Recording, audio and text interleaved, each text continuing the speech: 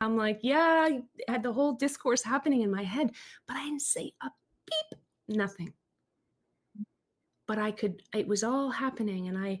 So it's almost like I had a whole different world happening inside of me that nobody knew about, nobody heard about, nobody saw.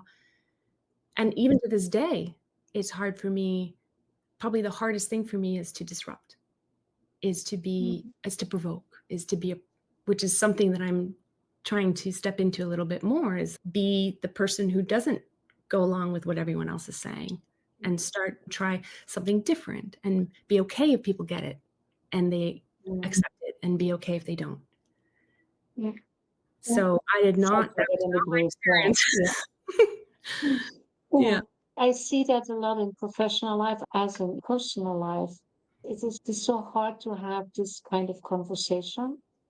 And so sometimes we give up because, especially in professional life, especially for women, Yeah. when we speak our truth, when we show up, when we are disruptive, we get labeled Yes. as difficult or Yeah. selfish Yeah. or assertive, and that's the kind version.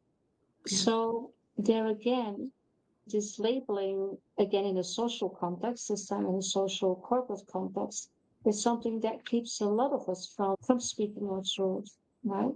Yeah. Because again, it's ingrained in the culture, also in organizations. Oh, yeah. I totally agree with that. I totally agree with that. And yes, and I think that we owe it to ourselves and to each other Mhm. to continue. And again, it's not confrontation. It's not confrontation. We're not, it's just refusing to disappear when things Yeah. get a little uncomfortable, a little heated, or somebody doesn't like. It's like you can be calm, you can be kind, but you also get to stay. And I think that's the distinction. You're not going in guns a-blazing, and you don't have to be loud. You don't have to be up in arms. You can be if that's your vibe, great, but you don't have to be. You can Yeah. be calm and you can be kind, but you get to stay.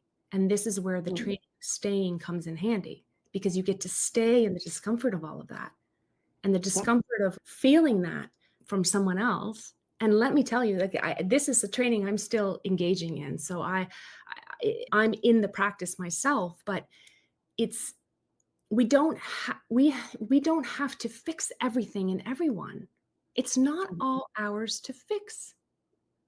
It's not. If someone else is uncomfortable because you are staying in your values, in what's important to you, whatever comes back at you is not yours to fix, right? And that is so important to remember, right? Because Mm. we have been trained to believe that everything is ours to fix.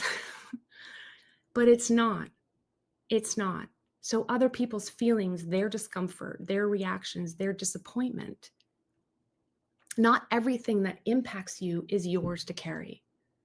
So we Mm. can care without carrying what isn't ours to fix. Absolutely. I'm Are sorry. you okay? Yes, yes, yes. Mm. Anyway, She said I'm that you're joking. yeah, it's okay. It's just, it's my voice. Aw. Mm. So if we want to wrap up this conversation, because I think we can go on for another hour, there's so much to say and to unwrap. What would be your most important and most valuable advice for women, for our audience of women leaders that are here, that are watching or listening, to start with this process? I'd say start paying attention to the micro abandonments. Start paying attention to those micro edits, right? The little half truths or the words that you swap out or swallowing your needs. Just pay attention to that and notice how that feels in your body. Just create some space around that. Stop and ask yourself, am I okay?